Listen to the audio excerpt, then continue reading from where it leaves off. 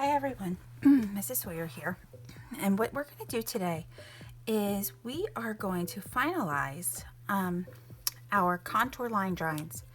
At this point, you should have received a message from me telling you which ones I thought were the most successful, and with those two pieces, you are going to have the opportunity to finalize them.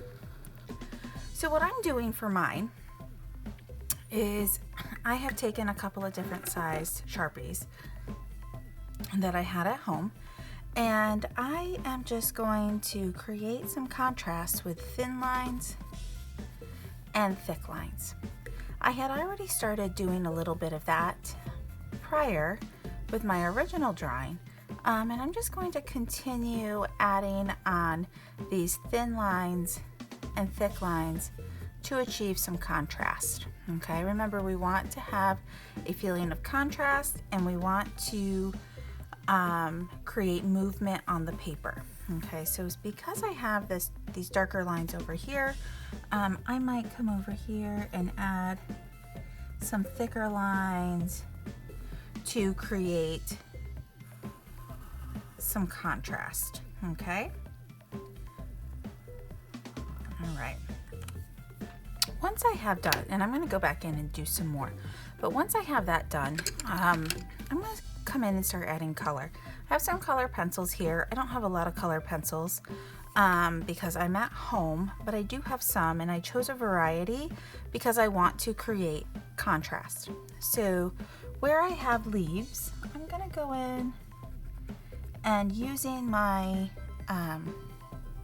different color greens, I'm going to blend these colors together and to create some contrast. Now, if you don't have Sharpies at home, or you don't have color pencils at home, you can finalize this using shading with pencil.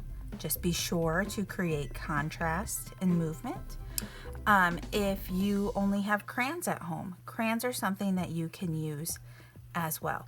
And I'm just going to go ahead and I'm going to continue finishing my piece until it looks finished and polished. Remember, you keep hearing me say contrast. Okay, contrast can come in many different forms. They can be dark and light, they can be big and small, thick, thin. Contrast is anything that has differences, and the contrast is what's going to make your piece interesting. And I'm just going to keep on adding stuff here to create this feeling of contrast. I feel like I have some good bones here. Like I said, look for my comments to have you know which ones to use.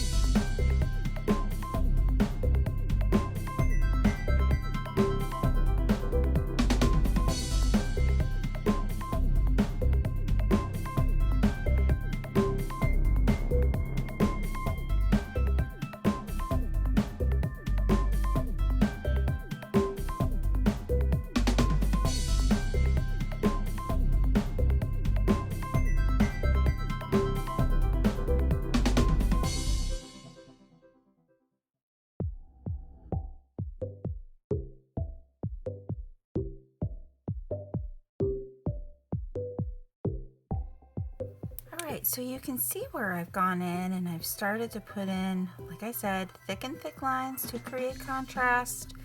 I've added some cross hatching to create some different areas of value. So you're definitely going to want value, you are going to want contrast, and you are going to want movement. Please look for my comments to know which project or which drawing that you should probably be working with, or drawings. There will be 2 of them, and your job is to finalize 2 of these drawings. What you can do is use these pens to create this feeling of contrast. You can see where I've added some color. I'm going to go ahead and I'm going to add some cross contours, some curved lines to give it the feeling of a third dimension.